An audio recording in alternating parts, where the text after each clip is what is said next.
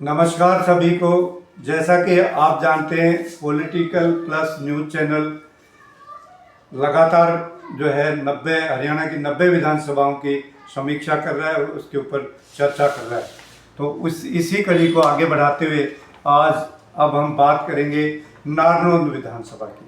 तो नारनौंद विधानसभा पर चर्चा करने से पहले एक बार नारनौंद विधानसभा की भौगोलिक परिस्थिति समझ लेते हैं, इसकी परिसीमन कैसी है उस पर नज़र डाल लेते हैं।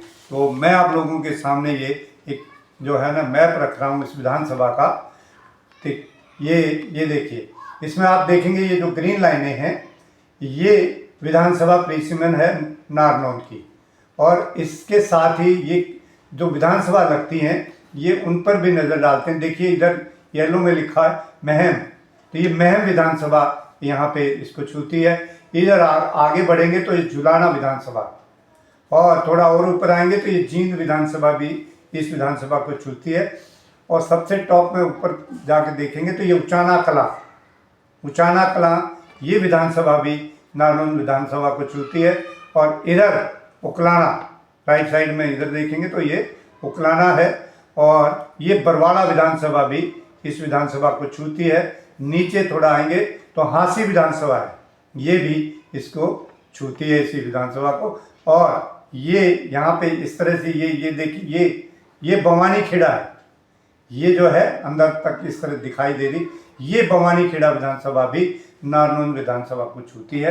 तो मैंने आप लोगों को ये दिखाई कि भौगोलिक परिस्थिति नारनौंद विधानसभा की क्या है। अब इसके कुछ राजनीतिक के आंकड़ों पे जो है ना बात कर लेते हैं।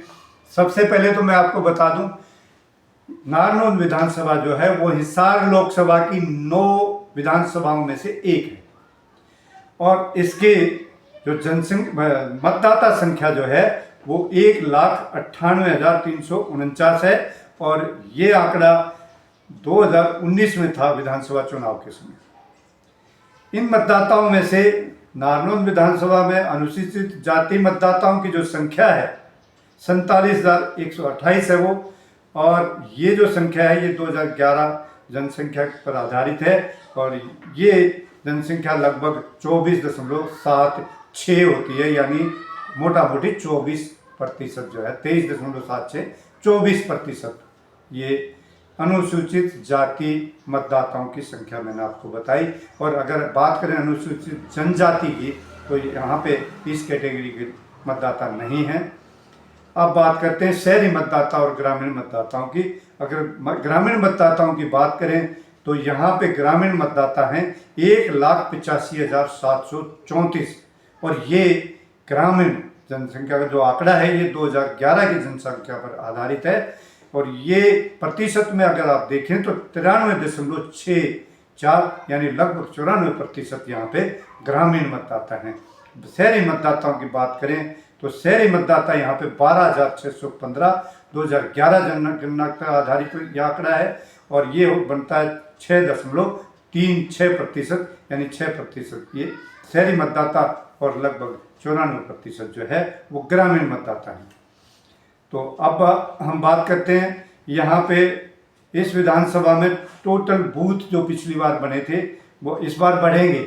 221 बूथ बने थे मतदान भुगताने के लिए पिछली बार का 2019 विधानसभा चुनाव, और मतदान जो हुआ था वो 77.31% हुआ था 2019 में। तो ये मोटा मोटी आंकड़े थे। और पिछली बार चुनाव परिणाम कौन चुनाव लड़ रहे थे, चुनाव परिणाम कैसे रहे थे, ये 2 बार के आंकड़ों पर नजर डालेंगे हम। सबसे पहले 2014 के आंकड़े। 2014 में कैप्टन अभिमन्यु भारतीय जनता पार्टी के विजयी हुए थे। इनको वोट मिले थे 53,770, जो कि इनका मत शेयर बनता है 34.86 यानी लगभग 35% ये वोट लेकर विजयी हुए थे। और ये जीते थे 5,761 वोटों से, अपने निकटतम प्रतिद्वंदी से ये 5,761 वोटों से जीते थे, यानी 3.7% ज़्यादा लेकर ये जीते थे।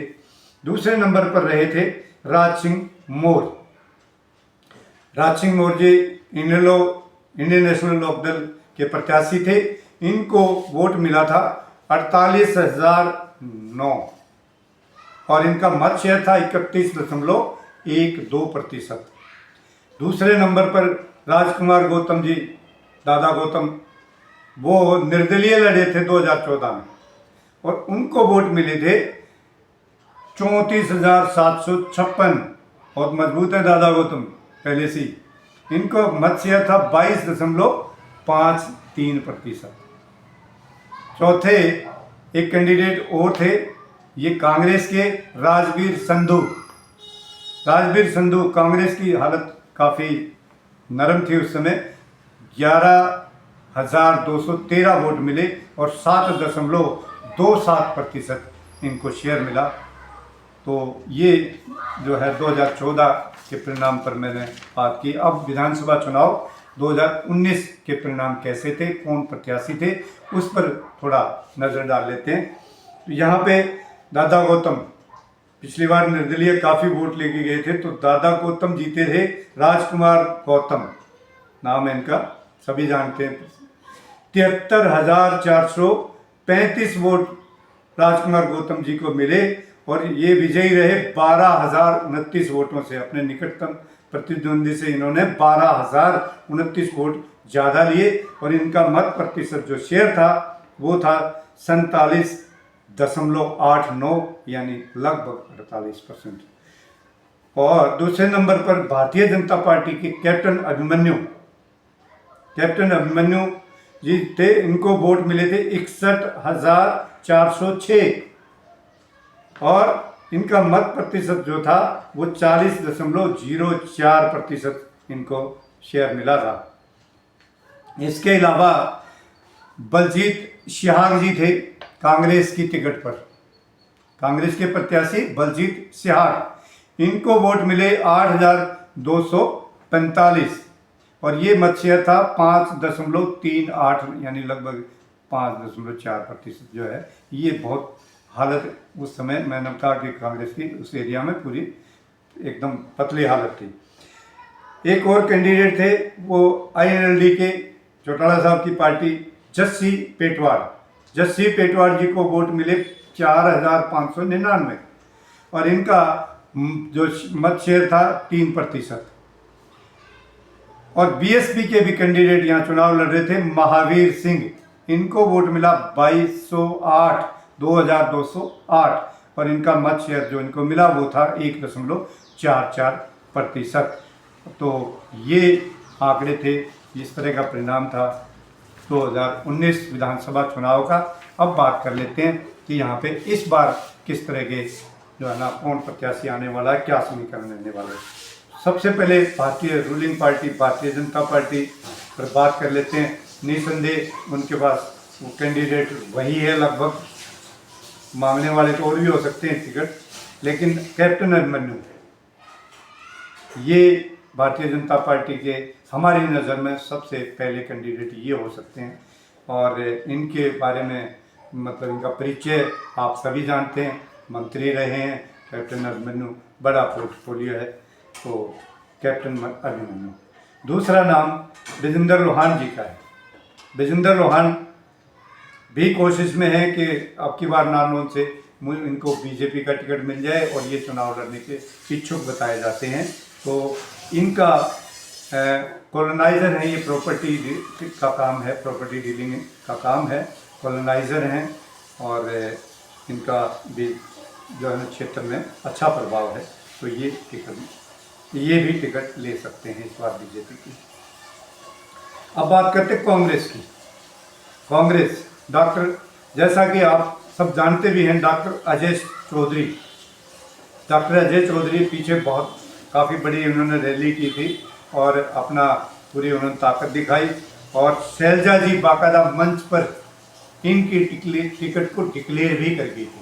तो यहाँ पे हो सकता है हुड्डा कुछ और चाहता हो तो इनका क्लैश भी सामने आ सकता है, लेकिन शैलजा जी अपनी तरफ से मंच पर डॉक्टर अजय चौधरी का बोल के गई थी कि नानमन से और इस बार चुनाव डॉक्टर अजय चौधरी जी लड़ेंगे और बाकी ये बहुत मजबूत जो है ना कैंडिडेट हैं। AICC के मेंबर भी हैं, ऑल इंडिया कांग्रेस कमेटी उसके मेंबर भी हैं, तो ये नाम आ रहा है। इस बार एक जस्सी पेटवार जी भी कोशिश में हैं कांग्रेस की टिकट लेने की। जस्सी पेटवार जी ने पिछली बार चुनाव लड़ा था INLD से 2019 में, ये चुनाव लड़ चुके हैं। तो जस्सी पेटवार सामाजिक कार्यकर्ता हैं और युवा हैं, मजबूत साथी हैं, कांग्रेस की टिकट चाहते हैं। तीसरा नाम और चौथा और भी हैं। तीसरा नाम आ रहा है राम भगत शर्मा जी का। राम भगत शर्मा जी एक्स MLA हैं। ये भी जो है ना इस बार इधर कांग्रेस के पहले कभी शायद BJP से बने थे, अभी ये टिकट ये भी चाहते हैं कांग्रेस की नारनौल विधानसभा से। सोनिया धवन का नाम भी है। कई नाम है अभी, लेकिन मुझे लगता है कि फाइनल अगर हो गया है मंच पे तो उसको नकारना हुड्डा ग्रुप के लिए भी मुश्किल होगा। डॉक्टर अजय चौधरी जो है ये नाम पब्लिकली अनाउंस हुआ है। अब मैंने यहाँ पे आप लोगों से शेयर की 2 पार्टियों की बात, 2 नेशनल पार्टियों की। एक नेशनल पार्टी इस बार और आ रही है चुनाव लड़ने, वो है आम आदमी पार्टी। आम आदमी पार्टी ने पीछे जो है ना लगातार 2-3 साल खूब मेहनत की है, बड़ा संगठन तैयार किया। कहते हैं कि बूथ लेवल तक जो है ना इन्होंने अपना संगठन तैयार किया और मजबूती से चुनाव लड़ना चाहते हैं।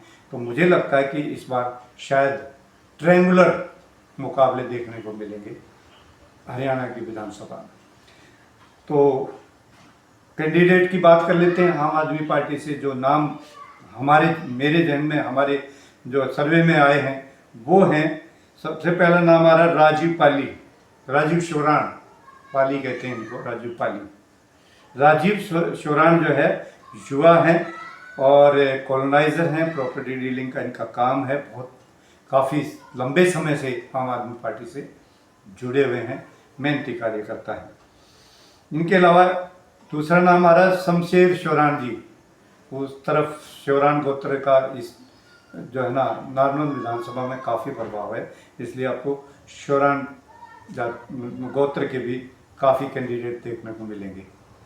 तो दूसरा नाम शमशेर शोराण जी, ये बिजली बोर्ड में नौकरी की है इन्होंने, अच्छी नौकरी की, साफ़ सुथरी जो है ना, ये रिटायर हो चुके हैं और वहाँ से मीटर रीडर थे ये। और मीटर रीडर होने का इनको अच्छा फ़ायदा ये मिला क्योंकि इनका कहते हैं कि प्रभाव काफ़ी अच्छा था, कोऑपरेटिव थे। कोऑपरेटिव नेचर का होने की वजह से लोग हर गली हर घर के बारे में इनके पास जानकारी है।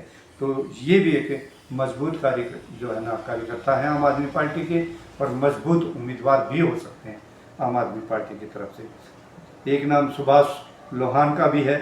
तो नाम तो और भी कई हैं, लेकिन मुझे लगता है कि सबसे ज़्यादा जो मजबूत इस समय टिकट के दावेदार हैं वो राजीव शोराण, राजीव पाली और अपना शमशेर शोराण जी हैं। तो मैंने आप लोगों से 3 राष्ट्रीय पार्टियों के जो है ना उम्मीदवारों के, संभावित उम्मीदवारों के नाम पर भी चर्चा की। मैं अब अपनी वाणी से को विराम दूंगा। जय हिंद, जय भारत।